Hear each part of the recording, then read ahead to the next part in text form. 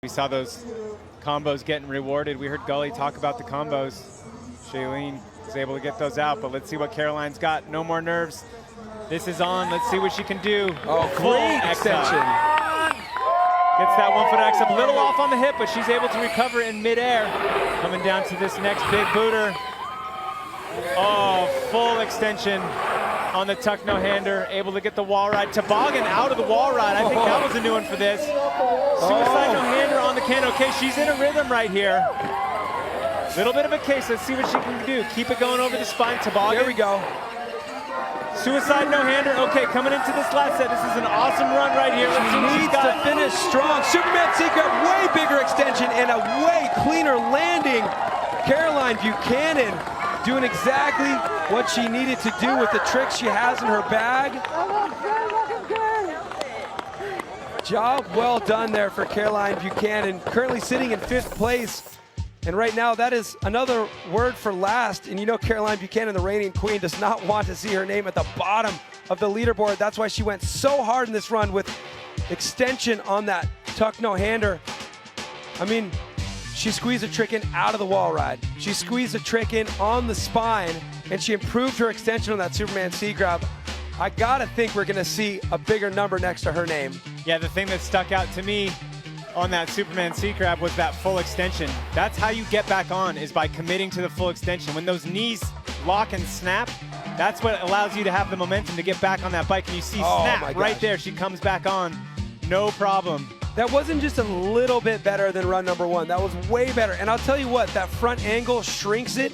When you see it from the side or the back, you see how much separation there was between her bike and her body and how close to perfectly horizontal her body was. The judges reward that kind of effort. There's not a huge percentage of the field willing to go upside down. Harriet is one of them. Let's see what happens. Big toboggan off the start, flat drop. Straight into a tuck no-hander on the hip, keeping her momentum going. This is where we're going to start seeing some big stunts on these jumps. There we go. Big backflip. Able to come in nice and smooth, keep her momentum for this wall ride hip. Taking some pedals. Big no-footer on the cannon. Nice little tire buzz into the spine.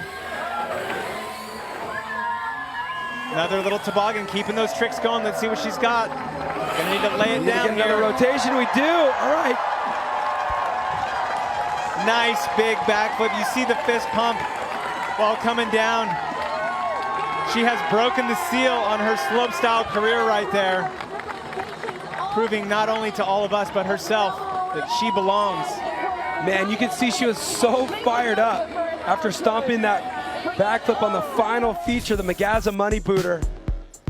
And I mean, we're talking about a 78.75 being the score to beat without any rotations. Natasha's run was jam-packed full of tricks. The variety maybe could have been a little bit better, but what we have right here is another run where she fit a lot in, but going upside down twice is gonna do nothing but help her score here. And it did look like off that cannon, it was a no-footed one-hander, so a little bit better than I had initially called it. And then this right here, perfectly smooth. Both tires down at the same time. Robin Gooms has tricks within rotations. Will we see them? Score to beat 85.5. Nice X up down, so starting it off, getting that triple combo on that hip. One hand, one-footed downside to can-can. And she slashed the bank. Oh, come on. Looks like she was going for the can-can flip. I'm not sure if she got it off, but she was able to maintain that rotation. And she is still on course, off the cannon. No-footed one-hander. Nice little downside one-footer, showing that control over the hip. Suicide no-hander on the step down. She's gonna have to take a couple of pedals here into this final set. What she got? Oh, back foot one-footer, she stomps it. The stoke is real right here. Look at that, Has trying to beat her. They're so pumped for each other. This is a big moment for the entire field. The fact that we just had them all show up at the bottom of the course and make it through their first runs is one of the biggest accomplishments I can even imagine. Robin Gooms currently ranked #1 in the world in the FMB World Tour rankings. She is the last rider to drop. We just received word here for this run #1.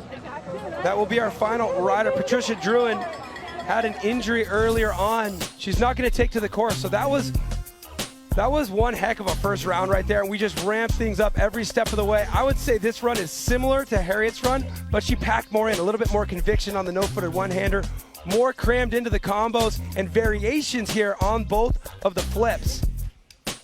Yeah, Robin did an awesome job. Just from top to bottom, the overall tone of her run, even when she came off that hip, she slashed the little corner. It's not even a berm. She was smiling and laughing, having a good time. And that's what it takes out here to really push yourself, is just be comfortable, have a good time. We see her coming in on the step down. She did a suicide coming into that final jump there. But even those small little she's like, I need a variation. Get that foot off. She's going for the backflip knack-knack. I know she's going to criticize herself knowing that she didn't get that foot all the way around the backside of the bike to make it a perfect knack-knack. But she's going to get scored for a backflip variation, which is something that Harriet didn't have. But, I mean, this is what this sport's kind of all about. You set your own goal,